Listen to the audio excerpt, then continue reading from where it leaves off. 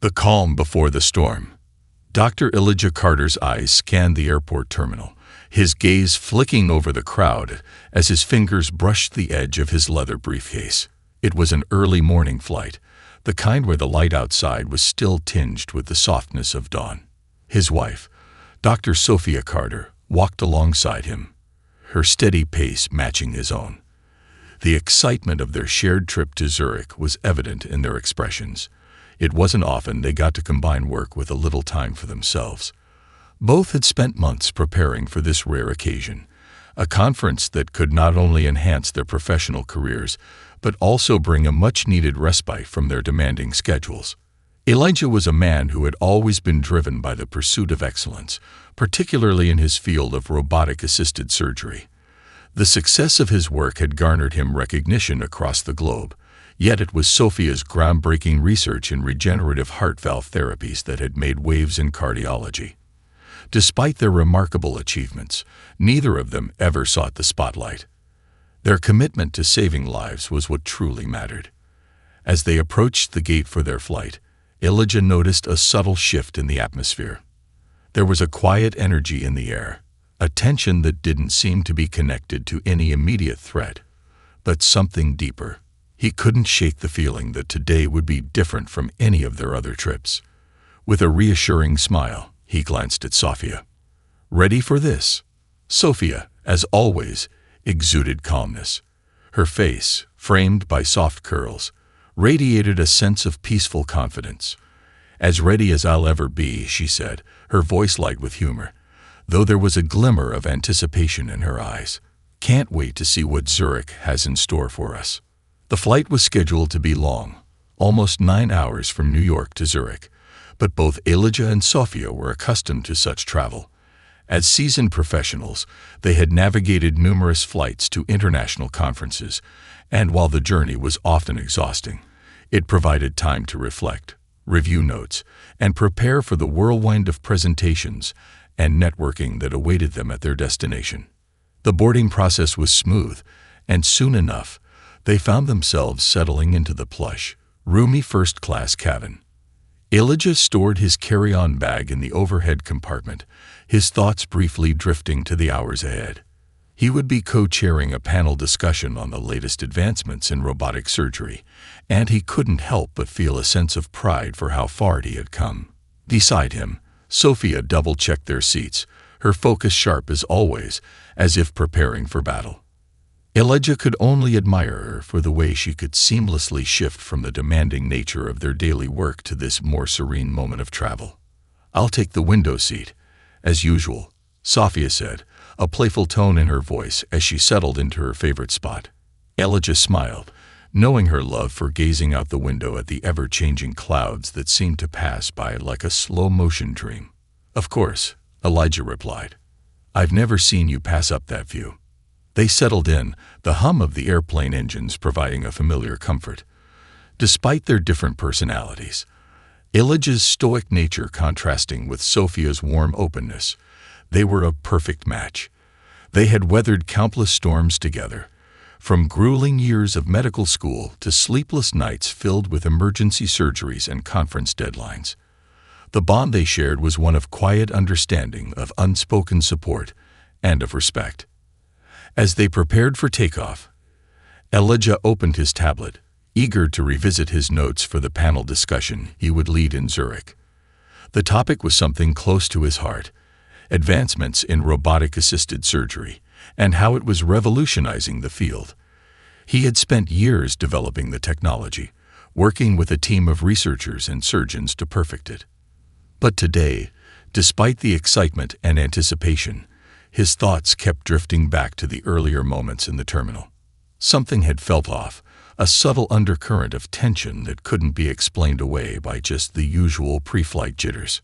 Sophia, on the other hand, was already engrossed in her own preparations. Her tablet was open, filled with 3D models and research data on heart valve therapies that would be the centerpiece of her keynote presentation. She had been working tirelessly on this particular research, hoping it would one day save countless lives, and today's presentation could be the breakthrough moment she had been waiting for. The flight attendants moved through the cabin, offering pre-flight drinks. Elijah requested sparkling water, while Sophia, always more particular about her beverages, opted for tea.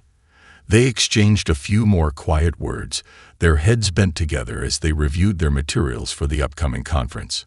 A few rows ahead, a family of 4 struggled to get settled. 2 young children, clearly restless from the confines of the airplane, squirmed in their seats as the parents tried to soothe them. Elijah's heart went out to them. He knew all too well the challenges of traveling with young children. It was something he and Sophia had experienced with their own kids many years ago, and while their children were now teenagers, the memories of such moments were still vivid. "Do you think we'll make it through this flight without any drama?" Sophia teased, her voice light, but carrying a hint of mischief. Elijah chuckled softly, knowing that even on the best of flights, there were always moments of chaos. "I sure hope so. A few hours of peace before the conference chaos begins would be nice," he replied, half joking, half serious. Sophia laughed, a warm sound that made the journey feel even more familiar. "Well, we'll see. There's always something, isn't there?" As the cabin settled into its routine, Elijah noticed a shift. The family of 4 seemed to be in some sort of discussion with a flight attendant, their voices hushed but filled with visible frustration. The mother, her brow furrowed, gestured toward the first-class cabin. Elijah's curiosity piqued as he wondered what was happening. Moments later, the flight attendant returned with another crew member, a taller man whose uniform suggested he held a higher rank. They exchanged a brief but significant glance, which didn't go unnoticed by the rest of the cabin. Elijah's instincts kicked in, and he felt that this was no ordinary interaction. He glanced at Sophia, his expression unreadable. Something was about to change. The request that shook the cabin. Elijah's senses were on high alert now, his instincts telling him that something unusual was unfolding. The flight attendants moved with purpose down the aisle, their quiet whispers exchanged between them growing more deliberate. It was a subtle change in their behavior, but it was enough to catch the attention of those around them. The bustling noise of the cabin, the gentle hum of the engines, and the soft chatter of passengers seemed to fade into the background as Elijah focused on what was happening just a few rows ahead. He could sense something wasn't right, though he couldn't yet put his finger on it. Sophia, too, had noticed the shift. Her eyes met Elijah's for a brief moment, a silent understanding passing between them. As a couple who had worked together through countless high-pressure situations, both in the operating room and in their personal lives, they had developed a keen ability to read the subtlest of cues. This wasn't just a minor inconvenience or a routine flight issue. It was something more. The flight attendants, Clara and Mr. Daniels, had returned to their post, their movements increasingly deliberate. Mr. Daniels' well-groomed appearance and composed demeanor gave him an air of authority, but there was something about the way he approached Elijah and Sophia that was different. It wasn't just a polite check-in. It felt more like the beginning of a negotiation. Something told Elijah that this moment was going to set the tone for the rest of the flight, and he steeled himself for whatever was to come. With a soft knock on the partition separating first class from the rest of the cabin, Mr. Daniels approached. His posture was upright, but there was a visible tension in his eyes, as if he was bracing himself for a difficult conversation. Clara, following him, kept her gaze fixed on the ground, as though avoiding any potential confrontation. Elijah looked up from his tablet, his expression neutral but his mind already working through the possible scenarios. "Good evening, Dr. Carter," Mr. Daniels began, his voice smooth but laced with an undercurrent of hesitation. "I hope you and Dr. Carter are comfortable." Sophia, always polite, nodded in acknowledgement. "We're fine, thank you." But Elijah could sense that there was more to this exchange than a simple greeting. He set his tablet aside, his body subtly leaning forward in anticipation. "Is there a problem?" he asked, his voice calm but firm. Mr. Daniels cleared his throat, shifting uncomfortably before continuing. "There's been a bit of an overbooking situation, and a family of 4 in the economy section was promised an upgrade to first class. Unfortunately, there aren't enough available seats, so we were wondering if you might be willing to switch to economy." The words hung in the air, and for a moment, neither Elijah nor Sophia spoke. The request, made so matter-of-factly, felt jarring in its bluntness. They had paid for their seats weeks in advance, carefully selecting them for the space, comfort, and the peace of mind they needed to prepare for their respective presentations in Zurich. The idea of being asked to give up their first-class seats, especially when there was no mention of a similar arrangement for other passengers, felt, in Elijah's mind, both unreasonable and dismissive. Elijah's gaze sharpened as he exchanged a look with Sophia. He could see the tension in her eyes, the way her posture subtly shifted, signaling that she, too, was feeling the weight of the situation. "We booked these seats specifically for a reason," Elijah replied, his voice measured but resolute. "We have a conference to prepare for, and this trip was carefully planned to ensure we had the space and the quiet to do so. I'm afraid we can't accommodate your request." Sophia, always the voice of reason, added, "We understand the need to accommodate all passengers, but we've made arrangements. Our work, the reason we're here, requires focus and dedication. It's not just about comfort. It's about responsibility." The flight attendants exchanged a brief, almost imperceptible glance, and for a moment, neither seemed quite sure how to respond. Mr. Daniels stepped back, glancing at Clara before returning his gaze to the Carters. "Of course," he said, his tone now carrying an air of forced politeness. "We understand, and I apologize for the inconvenience. We were just trying to resolve a difficult situation." Elijah and Sophia remained silent for a moment, processing the interaction. They had been in situations like this before, times when their worth was questioned, their presence subtly challenged. They had faced similar requests at hotels, restaurants, and even within professional environments, and each time they had been forced to assert themselves. This, however, felt different. It wasn't just a matter of inconvenience, it was a matter of respect. Elijah's mind raced as he tried to make sense of the underlying implications of the request. Was it really just about accommodating the family with children, or was there something more to the situation? He glanced around, noticing that other passengers had begun to take notice of the exchange. Eyes were flicking in their direction, and whispers filled the space between the rows. This was no longer just a small inconvenience. It was an unfolding scene that was starting to attract attention. The weight of the situation settled over them, and for a moment, neither Elijah nor Sophia said anything. It was clear that the flight attendants were no longer simply asking for their cooperation. They were requesting something that was, at its core, about far more than just a seat. Sophia's voice broke the silence, calm yet resolute. "It seems that there's been some misunderstanding. These seats are ours, and we've made it clear that we cannot move." Mr. Daniels hesitated again, his expression faltering for just a moment before he composed himself. "I understand," he said. "I will inform the captain and let you know if there are any further developments." As he walked away, Clara trailed behind him, casting a nervous glance back at the Carters. Elijah felt the unsettling stirrings of discomfort rise within him, but he also knew that this was a battle they couldn't afford to lose. This wasn't just about first-class seats, it was about standing up for their rights, their work, and their dignity.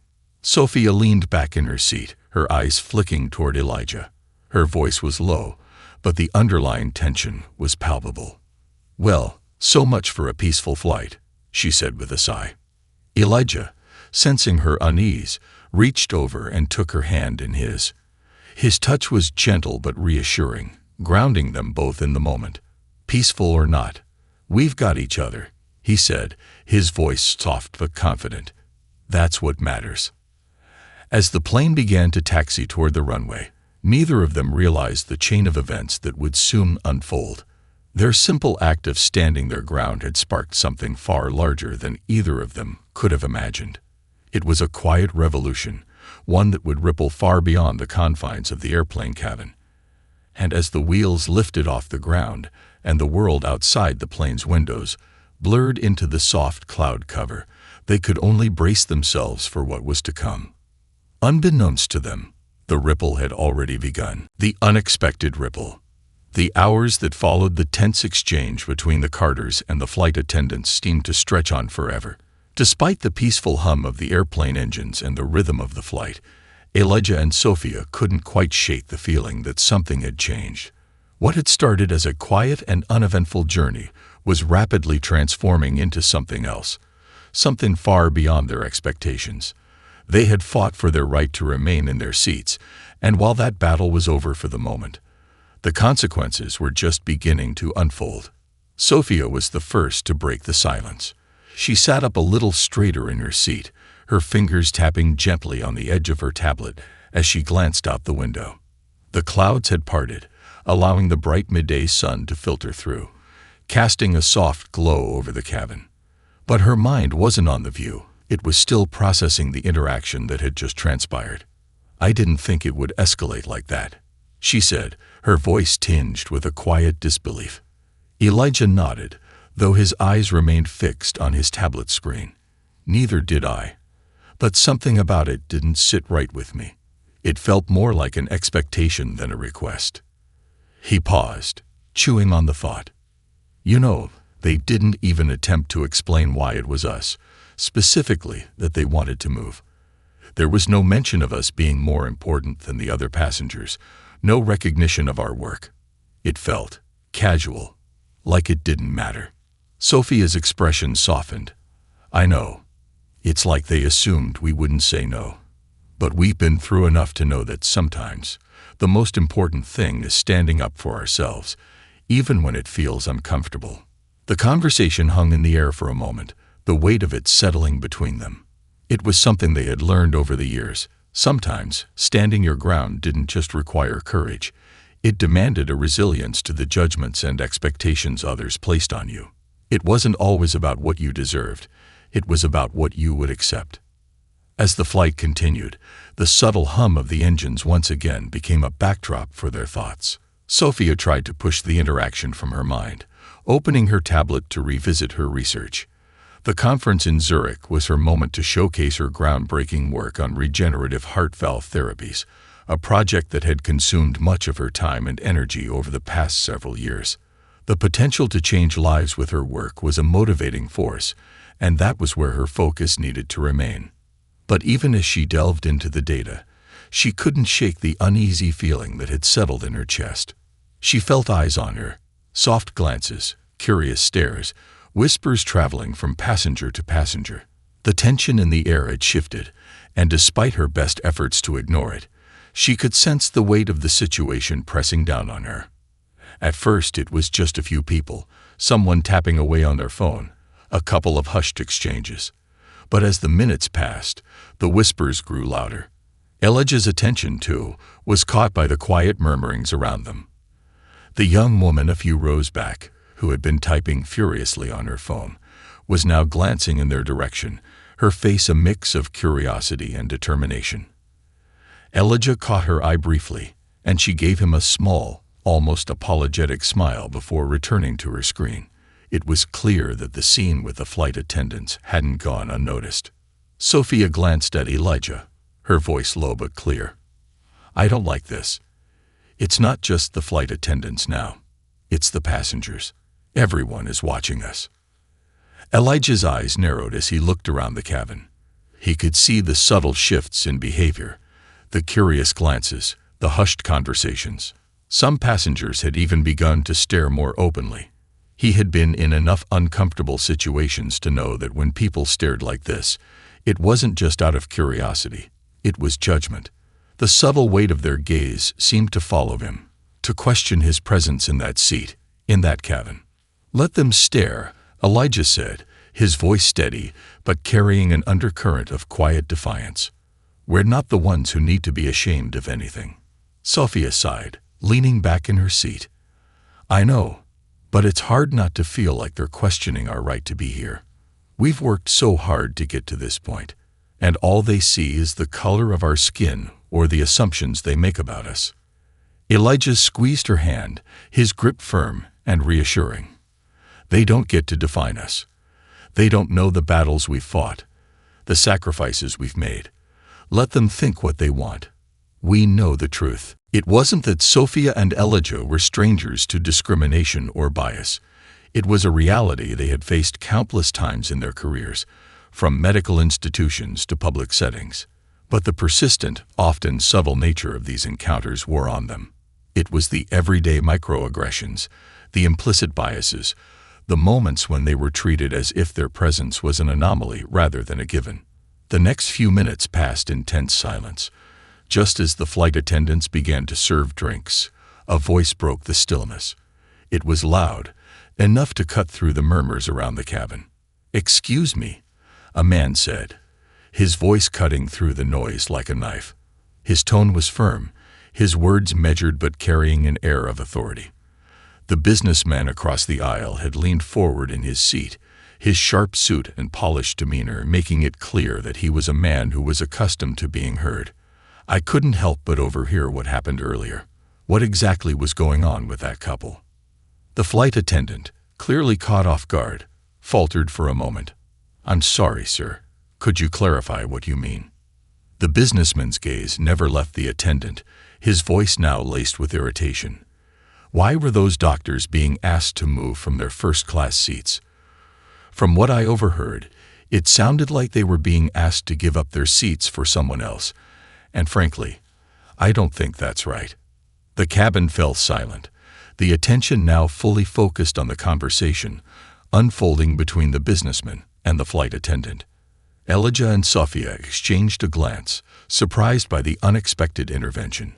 They were used to handling these situations themselves, but having someone else step in was a rarity.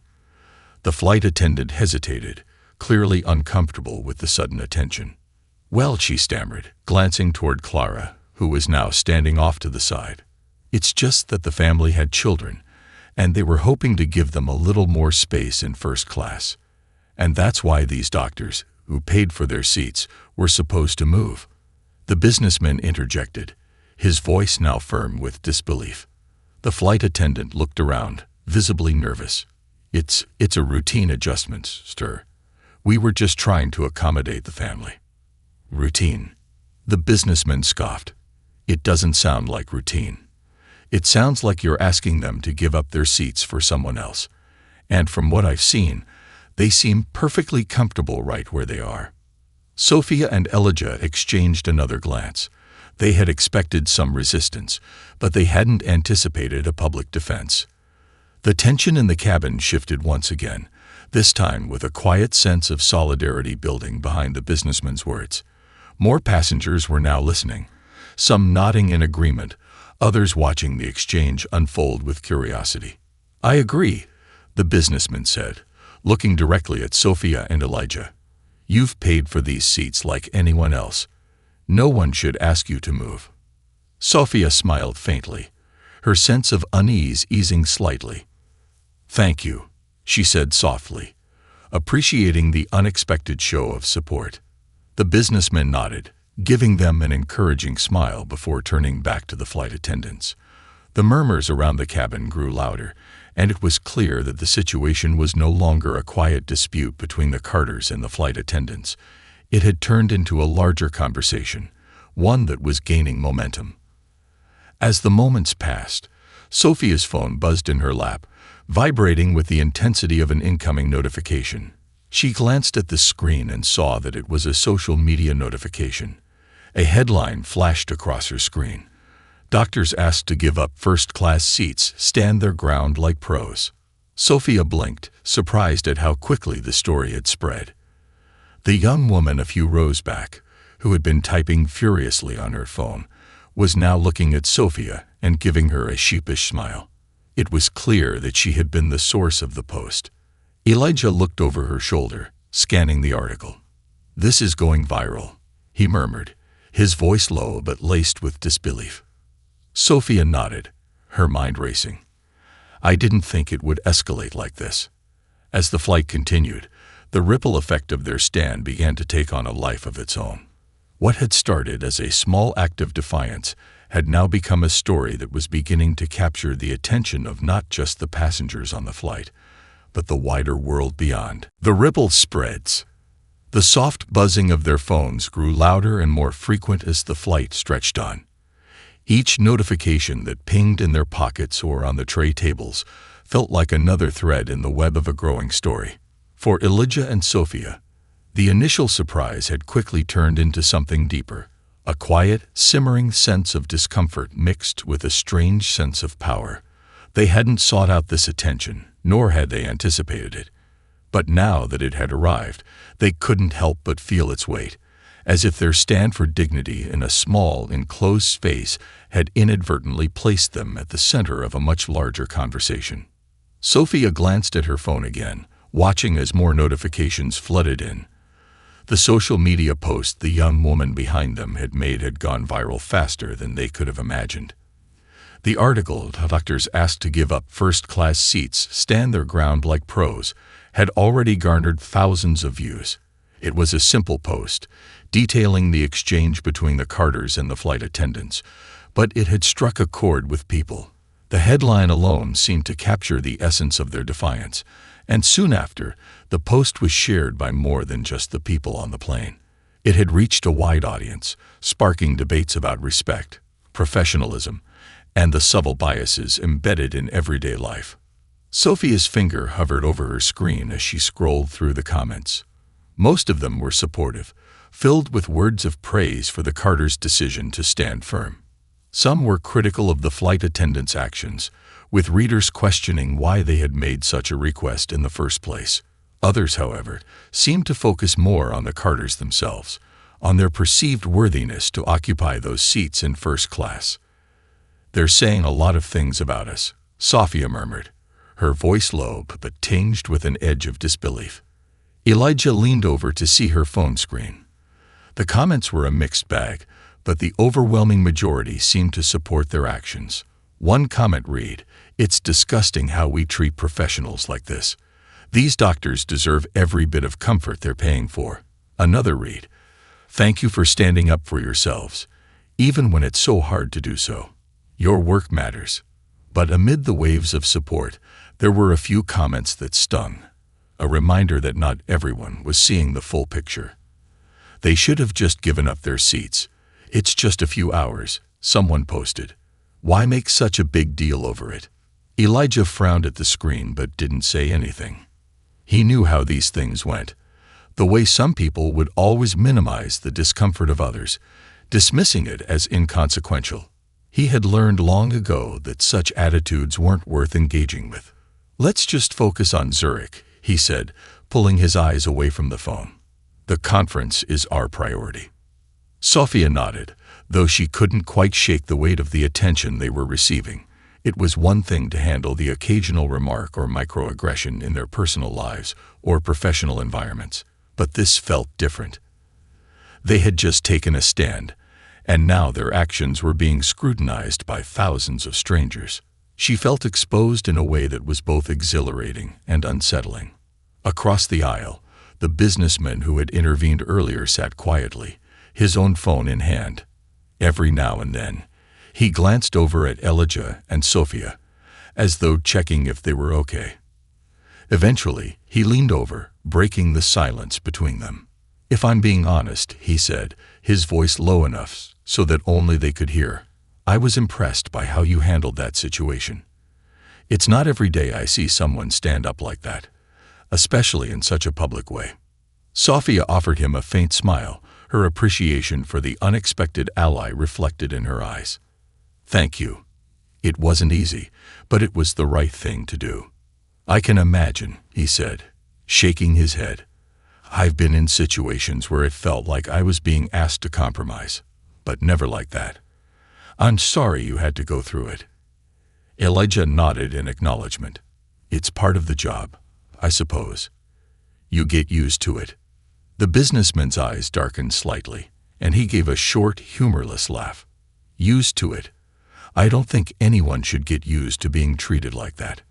Sophia met his gaze, her expression softening. "You'd be surprised how often it happens. It's just one of those things you learn to navigate." "I don't think it should be like that," the businessman replied, his tone becoming more serious. "People like you, people who save lives and make such an impact, deserve better. Elijah didn't know how to respond. It wasn't every day that someone recognized the emotional toll of their work and the subtle biases they faced. The businessman's words felt like a balm, but they also reminded him of the harsh reality that came with their success. "I appreciate that," Elijah said finally, his voice steady. "But we don't do this for recognition. We do it because we believe in the work, because we want to make a difference." The businessman nodded thoughtfully. "I get it.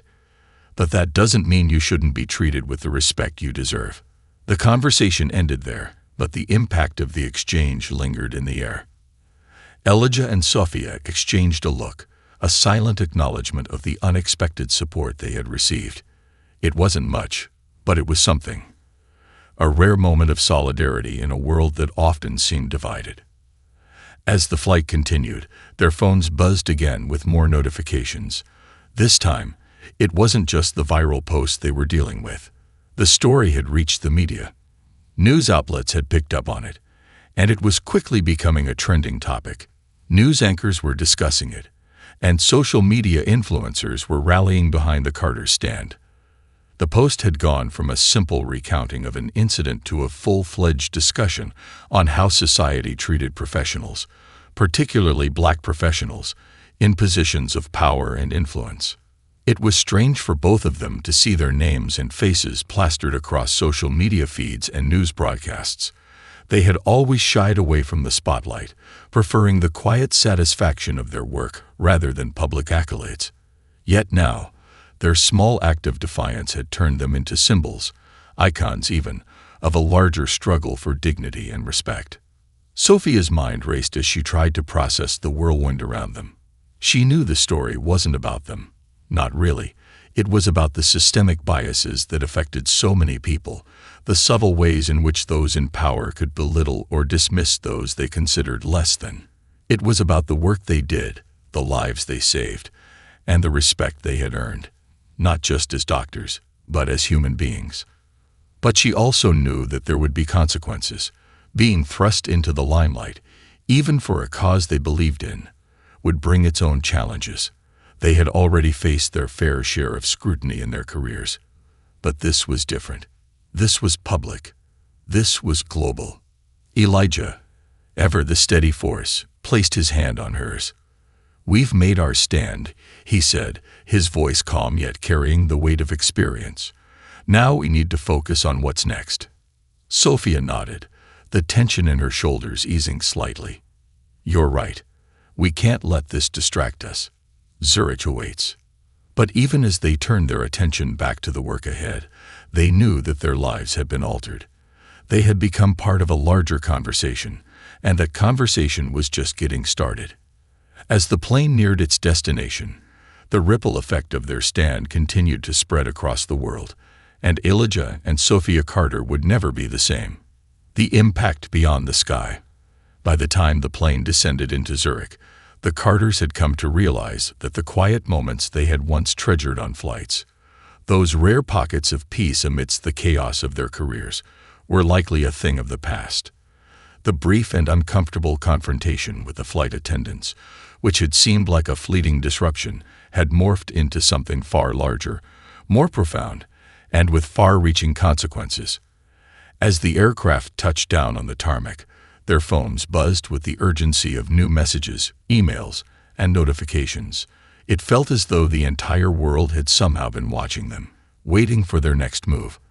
The small stand they had made, which began as a simple refusal to surrender their seats, had ignited a conversation about professional respect, societal biases, and the everyday microaggressions that people of color often faced in spaces where they were expected to be invisible.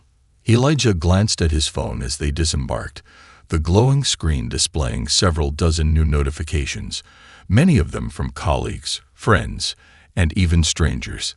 He was particularly struck by one message that had come from an old mentor, a professor who had shaped much of his early career. "Elijah, I just saw the article. You've inspired so many today. I've been following your work for years, but I never thought I'd see you in the headlines like this. Stay strong. my friend. Sophia read her own messages in silence, her face a mixture of surprise and apprehension. The flood of texts was relentless, many of them filled with messages of support. But there were also some that caused her to furrow her brow. The negative comments were quick to arrive too. Comments that criticized the Carters for making a scene, or suggested that they should have just accepted the downgrade without a fight. But the overall sentiment, especially on social media, was one of unity and solidarity. As they walked off the plane and toward customs, they felt an invisible weight hanging over them, a strange combination of exhaustion and anticipation. Despite their decades of experience in high-stakes medical environments, this was new territory for them. They were used to being recognized for their work, for the lives they saved and the surgeries they perfected. But this level of public attention felt different. This wasn't about their professional accomplishments. It was about a human moment, one that resonated with people in ways they hadn't expected. The car ride from the airport to their hotel was equally quiet, their minds racing with thoughts of the whirlwind they had just entered. They arrived at the hotel, a luxurious and serene space nestled among Zurich's cobblestone streets. But the moment they stepped through the lobby doors, the phone started buzzing again. Sophia sighed, holding her phone up to show Elijah yet another notification. The media frenzy was reaching its peak. Headlines read, "Doctors stand up to airline request, refuse to give up first-class seats and doctors face discrimination on flight. Demand respect." "What do you make of all this?" she asked quietly, holding up her phone. "The story's everywhere now." Elijah looked at the headlines, his expression thoughtful. "It's not just about us anymore. This story has struck a chord with people who have felt overlooked, underappreciated, or pushed aside. It's a reminder that standing up for what's right can sometimes spark a larger movement." Sophia nodded. "But I don't want this to become about us," she said, her voice firm despite the uncertainty that clouded her thoughts. "We've spent our careers trying to stay out of the spotlight.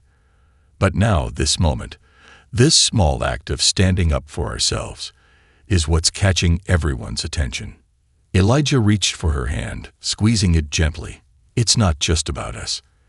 It's about all of the people who've been put in situations like this. It's about the people who feel they don't have the power to speak up. Maybe it's our turn to amplify their voices." Sophia paused, considering his words. She knew he was right, but the sudden influx of attention felt overwhelming. They had built their careers on helping others, on focusing on life-saving work that had never required validation from the outside world. This situation felt different, personal in ways they weren't prepared for. As they settled into their hotel room, the notifications slowed, but the sense of unease remained. It wasn't just the media attention. It was the broader conversation unfolding. Elijah and Sophia were being pulled into a narrative they hadn't expected, one that stretched beyond the confines of their professional lives. They were now symbols, in the eyes of many, of resistance to bias and discrimination, and of the broader struggle for equality and respect. The next morning, the conference began in earnest, but the atmosphere had shifted. The halls of the conference center were filled with doctors, researchers, and medical professionals from all corners of the world, all eager to hear the latest advancements in their respective fields. But even here, in the most professional of settings, the Carters couldn't escape the ripple effect of their earlier stand. As they made their way through the crowd, they were greeted by familiar faces, colleagues, friends, and even patients, each offering words of support. Some were congratulatory, others simply wanting to express their admiration for their willingness to stand up for themselves. But there was also a new kind of attention they hadn't anticipated, the kind that came with being publicly scrutinized. A few colleagues pulled them aside to discuss the viral story. "I saw the post. Incredible," one of them remarked, a well-known cardiologist. "You two handled it with such grace. But it's not just about first class. You're making a statement. You're pushing back against years of systemic inequities. And I think that resonates with people." Sophia nodded, her thoughts still heavy. It wasn't about comfort or status. It was about respect. We've faced this kind of thing so many times. Subtle discrimination. Little things that make you feel like you don't belong, even when you've worked harder than most people to get where you are. But this time, we decided to call it out. Elijah listened carefully, his expression reflective. It's funny. You spend so much of your career working to be respected for your skills, your expertise. But in a moment like that, when your worth is questioned over something so small, it makes you realize that respect isn't always guaranteed, even when you've earned it. Their words were met with nods of agreement, and for the rest of the morning, their story became the silent backdrop to the conversations taking place. It wasn't long before they were approached by a journalist from a prominent medical publication, eager to get their side of the story. The journalist, a woman who had followed their work for years, was particularly interested in how they had handled the media fallout. "I think people are looking to you too for leadership," she said, her voice both gentle and probing.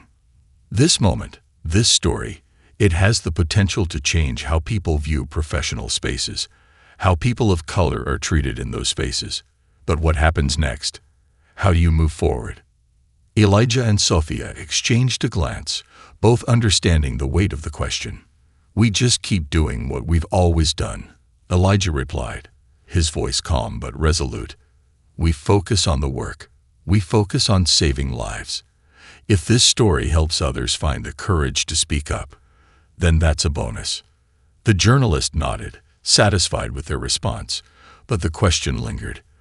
The ripple that had begun with their simple act of defiance was now an unstoppable wave, one that had moved far beyond their initial confrontation. The story was gaining momentum, sparking discussions in boardrooms, online forums, and social media threads around the world. But as the Carters walked into the first session of the conference, their resolve remained unbroken. The world had seen their stand, and now they had a new role to play. It wasn't just about standing up for themselves anymore. It was about amplifying the voices of those who had felt silenced for far too long. They had taken a small step, but it was a step that had already made a significant impact. The conference was just the beginning. The ripples of their actions would continue to spread, far beyond the walls of this conference hall, and they would be there to see it through. The long road ahead. The evening sun cast a golden hue over the rooftops of Zurich as the Carters left the conference hall, their heads buzzing with the day's discussions. The conference had been everything they had hoped for, a space for innovation, collaboration, and the exchange of ideas. But it was also clear that the ripple caused by their encounter on the flight was beginning to overshadow their professional work in ways they hadn't fully anticipated. The world was watching them, waiting for their next move. As they walked back to their hotel, the silence between them felt more pronounced than usual. They had always been able to find comfort in each other's presence, even in the most trying of times. But now, there was an unspoken heaviness that weighed on them both. Their story had taken on a life of its own. And though they knew it was important, they couldn't help but wonder, what would happen next? "What do we do now?" Sophia finally asked, her voice quiet but tinged with a layer of exhaustion. Elijah glanced at her, his brow furrowed. "I think we keep moving forward. We stay focused on what brought us here, our work. We keep doing what we've always done." His voice was steady, but there was a quiet conviction that underpinned his words. "The world is going to keep watching, but we don't have to let it distract us." Sophia nodded, but the uncertainty in her eyes remained. She knew Elijah was right, but the weight of being thrust into the spotlight, especially with such a personal story, made it hard to remain unaffected. They had never sought fame or recognition for their accomplishments. Their satisfaction had always come from the work itself, saving lives, advancing their fields, and contributing to the greater good. Yet now their quiet stand for respect had become a symbol, not just of their professionalism, but of a larger global conversation about equality, bias, and social justice. The next few days at the conference were filled with the usual whirlwind of presentations, networking, and panel discussions. Elijah and Sophia both took part in keynotes and seminars, their work being met with the admiration it always had. But even in these moments of professional focus, they couldn't escape the conversation swirling around them. Journalists and attendees alike sought them out, eager to hear their thoughts on the viral story that had become a talking point in every corner of the medical community. One afternoon, as Sophia prepared for her keynote presentation on regenerative heart valve therapies, a familiar figure approached her. It was the businessman from the flight, who had stood up for them in front of the flight attendants. "I didn't think I'd see you here," he said with a friendly smile. "But I couldn't help but notice that your presentation is scheduled right after mine. I guess the universe has a funny way of bringing people together." Sophia smiled warmly, grateful for the unexpected connection. "It seems so," she replied. "It's been a busy few days." "I can only imagine," he said, his voice softening. "I've been following the coverage, and I just wanted to say that I admire how you've handled everything. It's not easy being thrust into the spotlight like that, but you've stayed true to yourselves. That kind of strength is rare." Sophia felt a wave of gratitude wash over her. She had expected to feel overwhelmed by the attention, but the genuine kindness of people like the businessman made it easier to navigate. "Thank you," she said, her voice sincere. "We've always tried to focus on the work. But sometimes you can't ignore the bigger picture. It's strange, but this whole thing has made me realize how much more there is to be done. It's not just about us. It's about all the people who go unnoticed, the ones who don't have the platform to speak up." The businessman nodded, his expression thoughtful. "That's exactly it. You've sparked something much larger than anyone could have imagined. Your stand is resonating with people, and it's creating a conversation that needs to happen." As their conversation continued, Elijah joined them, and they discussed their respective presentations.